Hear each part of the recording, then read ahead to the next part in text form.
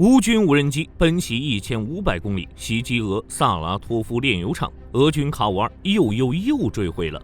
乌俄库拉霍沃激战，乌军豹二打击俄阵地，无人机摧毁 BMPT 终结者。乌俄前线，俄军频繁使用化学武器。为支援乌克兰，美国允许国防承包商在乌克兰工作，以维修美制武器。普京承认俄罗斯劳动力短缺，需要依赖移民解决这个问题。非洲移民进入俄罗斯，却被骗至乌俄前线。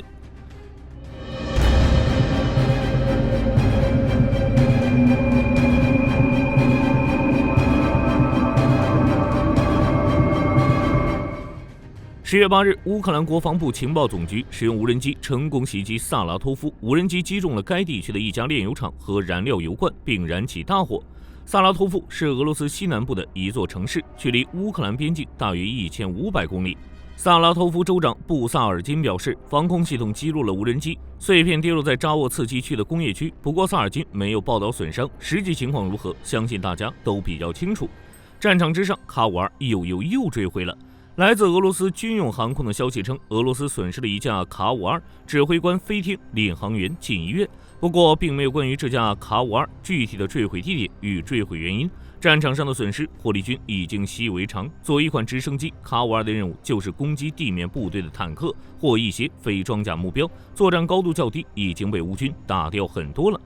根据 ORYX 网站的数据，自乌俄战争爆发，俄罗斯已经损失了146架直升机，其中61架是卡五二，而且这还只是有视频或图片证明的损失，俄军的实际损失只会更多。如果是一次非战斗的损失，那就要考虑俄罗斯飞机的后勤是不是出现了问题。可以预测的是，在飞机领域，俄罗斯由于缺少零部件、后勤维护不足所造成的损失，或将慢慢超过俄军实际的战斗损失。前线方向，乌俄在库拉霍沃地区展开激战，乌军豹二打击俄阵地，无人机摧毁 BMPT 终结者。霍尔斯克方向，乌军已经推进至诺沃瓦诺夫卡北部的防风带。有消息称，俄军为了在库尔斯克取得进展，正在征召士兵。卢甘斯克地区的所有适龄男性都被强行动员到库尔斯克作战，战火也逐渐蔓延到其他方向。布良斯克州乌克兰边防部队操纵无人机成功摧毁俄军位于波迪沃特的 Strala 10防空系统。卢甘斯克方向，乌俄双方的战况并不是很激烈。在该地区作战的乌克兰旅发言人表示，俄军正在限制士兵在库皮扬斯克地区使用装甲车和坦克，俄军的攻势大多为步兵突击。同时，由于不断恶化的天气，俄空天军投掷滑翔炸弹的频率也大幅度下降。顿涅茨克方向，俄罗斯消息称，俄军已经推进至伊万诺达里夫卡以北，不过目前并没有关于该消息的目视确认。看来，俄前线指挥官发布的那些虚假信息对俄本土的媒体影响很大。托列茨克与红军村附近，双方的战线均没有发生很大的变化。相比之下，库拉霍夫的战况比较焦灼，虽然当地天气比较恶劣，但俄军依旧在加强攻击速度。库拉霍沃北部，俄军在奥斯特里夫斯克与马克西米利亚尼夫卡对乌军发起正面进攻。不过，乌军早就在该方向部署重兵，并在俄军的必经之地上布设地雷。虽然经过俄军不断的机械化进攻，强行突破了库拉霍沃郊区，但由于补给线被断，这些突击部队的结局只有一个，那就是被消灭。目前来看，该方向的局势基本已经稳定。在库拉霍沃东部，俄军从格奥尔吉耶夫卡和波别达发起进攻，该地区的局势相对稳定。俄军的进攻路线太长，乌军无人机可以发挥120%的实力，并且乌军还在该地区布设重雷，机械化进攻的代价太高，也无法取得太大的进展。这点俄军也知道，于是避开了这里的雷区，以特种部队渗透的形式展开进攻。库拉霍沃东南部，俄军向康斯坦丁尼夫卡与伊丽莎白蒂夫卡推进，战斗相当激烈，但战线却没有什么变化。俄军想要抵达这些地点，必须穿过作为天然屏障的茂密林线，并且在这一地区，乌军部署了战力相对较强的第33机械旅，豹二 A4也被部署至该地区，用于摧毁俄军的战壕与防御工事。另一边，俄军也将 BMPT 终结者转移至该地区，只是没什么用。乌军第79独立空中突击旅的士兵使用无人机成功摧毁了 BMPT。库拉霍沃西南部，俄军的进攻比较分散，特鲁多夫、马克西米夫卡、亚斯纳波利亚纳都是俄军的进攻目标，目的就是分散乌军防守力量。面对俄军多个方向的攻击，局势相对困难。佛罗达沦陷之后，俄军就加大了在库拉货物的攻势。根据目前的估计，俄军在前线的进攻行动中，大约1/3都集中在库拉货沃。俄军的目的很明显，抵达 N15 扎波罗热顿涅茨克高速公路，破坏乌军在该地区的后勤，迫使乌军撤出该地区。不过梦想很丰满，现实却很骨感。俄军还想夺回库尔斯克的领土，但至今没能实现。扎波罗热方向，乌俄双方在靠近新安德里伊夫卡的阵地战仍在继续，但战线没有发生太大的变化。俄罗斯第38摩步旅的无人机操作员则继续在波洛伊方向行动。赫尔松地区虽然第聂伯河地区的战斗仍在继续，但俄军已经出现了船只短缺的问题。有报道称，5个未指明的俄军单位已请求资金购买船只，以继续在第聂伯河地区作战。俄军在前线失利之后，就动起了歪脑筋，开始大量使用化学武器。乌克兰总参谋部报告称，10月份俄军在战场上使用了323次化学武器。报告中显示，俄军频繁使用 K51 和 RGVO 等弹药，这些弹药里装有用于防暴行动的危险化学物品，还有一些化学弹药，乌军并未发现具体类型。俄军频繁使用化学武器，其实早就被曝光了。2024年早些时候，美国国务院就已经证实俄军在战场上使用化学制剂。8月份的时候，基辅独立报报道，俄军使用毒气攻击的频率越来越高。接受采访的乌军士兵表示，每天要遭受多达6次毒气攻击，甚至在1小时内发生2到3次袭击。10月8日，英国对在战场上使用化学武器的俄罗斯部队实施制裁。化学武器虽然很有效，但是被禁止用于战场。俄罗斯也签署了禁止化学武器公约。看来为了取得战场优势，俄罗斯什么都不顾了。在援乌方面，美国放开了一项禁令。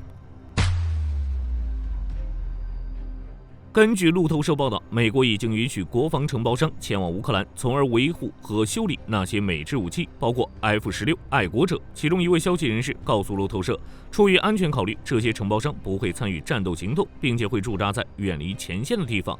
就火力军而言，这项政策要比援助武器更好。之前由于美国不愿意将美国公民置于危险之中，承包商无法前往乌克兰为那些美制武器提供维修服务。武器损坏之后，必须运到波兰或罗马尼亚等邻国维修。在2024年的夏天，美国就讨论过是否放开承包商在乌克兰工作的禁令，但最终这个想法被放弃。美国现在开放这条禁令，大概率也是考虑到特朗普上台后，乌克兰会面临一定的压力。火力军估计，在接下来的几周内，美国还会宣布其他的援乌方案。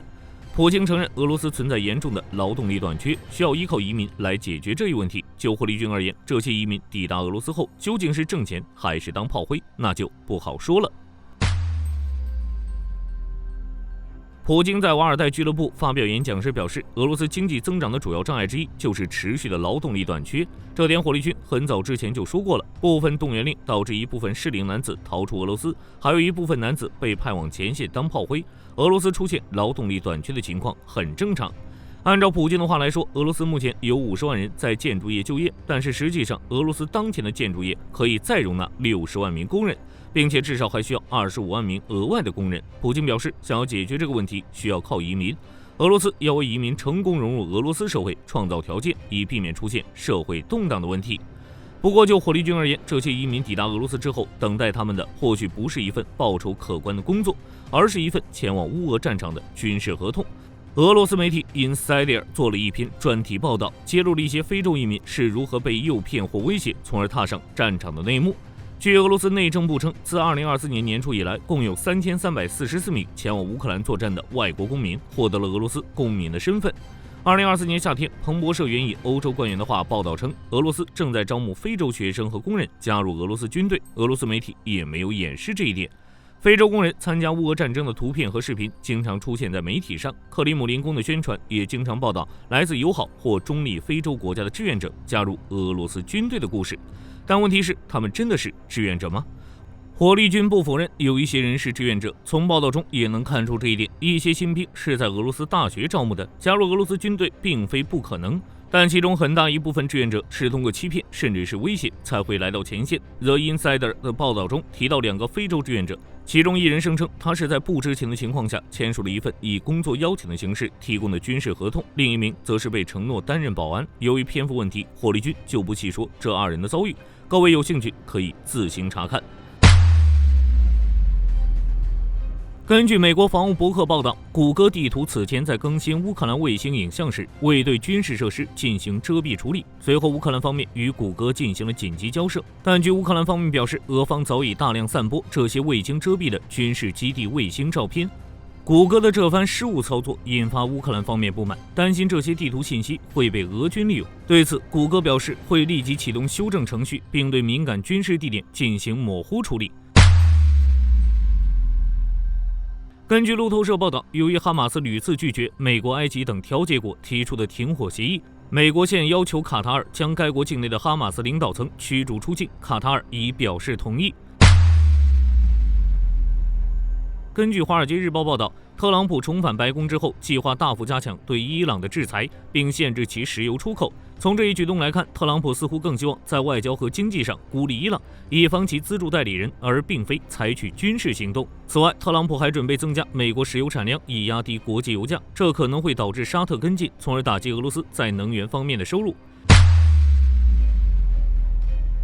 根据媒体报道，韩国海军计划对独岛号进行性能升级。独岛号是独岛级2栖攻击舰的首舰，与2号舰罗马岛号相比，在性能方面要落后不少。因此，韩国计划对独岛号进行现代化升级。目前，韩国海军已与韩进重工签订合同，计划在2027年之前完成性能升级并交付使用，总成本约1.429亿美元。根据升级方案，独岛号上原有的雷达将更换成韩华系统公司的 SAQ600K。以及韩国 LIG NEX1 公司的 SPS 550K， 使其红外搜索与跟踪能力大幅提升。预计升级后的独岛号，其探测距离和可处理的目标数量都将增加1倍。独岛号的作战系统也将升级为韩华系统公司的海军盾牌基线 3.0 版。预计升级后，独岛号的信息处理速度将提升100倍，可跟踪目标数量也将增加5倍。同时，电力、指挥等系统也将会进行现代化更新。预计在整体升级后，独岛号的性能将大幅提升。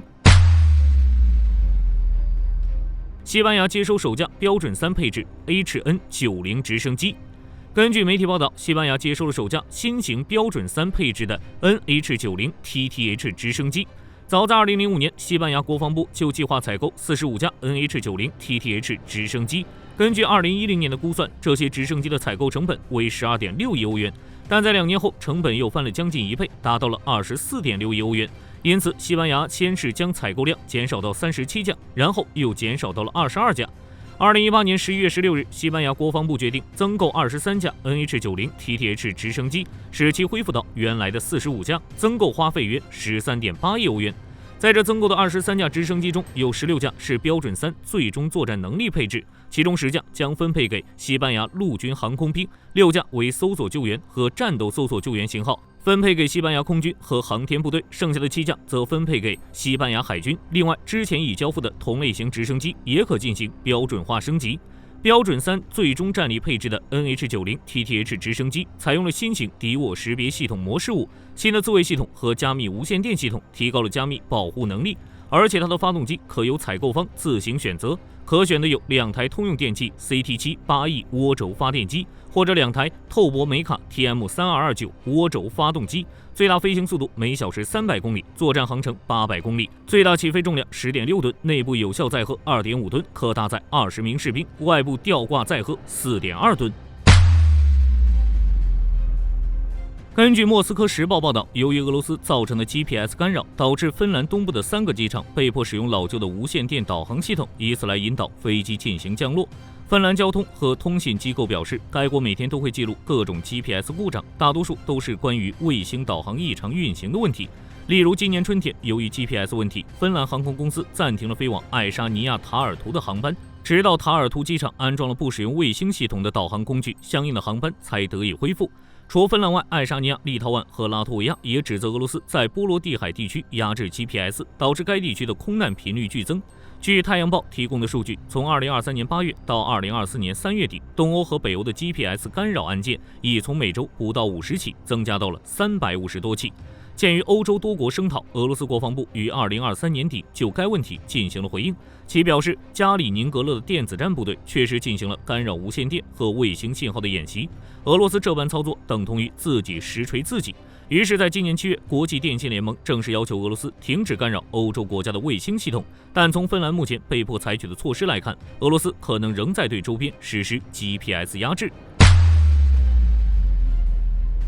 据媒体有消息，近日空客集团旗下的空客直升机公司首次向法国军备总局交付现代化的 EC-655虎式攻击直升机。交付仪式在法国空中客车直升机工厂举行。该型直升机的代号叫做虎式 HAD-F-MK2， 其中 HAD 的意思是支援和破坏直升机，而其中的 F 代表了法国。在交付仪式上，项目总监达伦·阿什在空客员工和媒体表示，现代化升级的虎式 MK2 是当代最先进的攻击直升机，而此次交付标志着法国陆军现役的67架攻击直升机现代化大升级的开始。据称，此次 HAD-F 升级版的虎式 MK2 由虎式 HAD 直升机升级而来，其中 HAD 意为护航和支援。此次升级引入一系列最新的技术改进，旨在保持虎式直升机在现代战争中的生存性和战斗力，其中包括了激光制导火箭系统，也就是 AGM-114RR 地狱火2型反坦克导弹、抗干扰 GPS， 以及模式5标准的敌我识别系统，提高了和北约盟友之间的协作能力。据媒体报道称，经过此次现代化改造后，虎式直升机能够更好地适应现代信息化作战的需求，无缝集成到法国陆航的数字作战网络中，使其能够在战场上的其他直升机进行数据链通信和协同作战。而法国官方表示，此次直升机的验收只是一个开始，法国的67架攻击直升机机队即将与西班牙陆军一同开展中期升级计划，让虎式直升机不断升级。欧洲直升机公司的虎式直升机是一架4叶双引擎攻击直升机，于2003年首次投入使用。虎直升机的研发始于冷战末期，最初计划作为反坦克直升机平台，用于对抗苏联对西欧的地面入侵。由于其研发时间长、服役时间晚，虎式直升机加入许多先进功能，例如玻璃座舱、隐身技术、全复合材料机身等，是目前最先进的攻击直升机之一。根据自由时报报道 ，MBDA 与意大利海军合作开发的 TESIL MK21 反舰导弹目前已完成首射，初步测试了该导弹的各项性能，预计明年将进行弹体改良和新推进装置的优化工作。与上一代相比 ，TESIL MK21 反舰导弹的射程更远，在低空掠海飞行模式下，射程超过350公里，更利于对抗海上和陆地目标。此外，其配备了新型主动电子扫描阵列雷达导引头，反应时间更短，且能够通过双向数据链将实时战况回传给发射台，还可通过卫星导航控制飞行路线，精准调整交战目标位置等，有助于提高打击效率。根据法新社报道，菲律宾于10月7日对外宣称，其海岸警卫队将从法国购买40艘快速巡逻艇。菲律宾海岸警卫队司令罗尼·吉尔加万表示，这是该国为实现其海岸警卫队现代化行动中迄今为止最大的单笔采购订单，总价值约4.4亿美元，预计将在4年内开始交付。另外，根据菲律宾和法国的双方协议，这40艘巡逻艇中的20艘还将通过技术转移的方式在菲律宾本土建造。目前，菲律宾海岸警卫队拥有一支小型现代化舰队，其中包括2艘97米长的巡逻艇和10艘44米长的巡逻艇。这些舰艇全部由日本建造。此外，日本方面还在资助其建造另外5艘97米长的巡逻艇，总价值约4.18亿美元，预计将于2027年交付。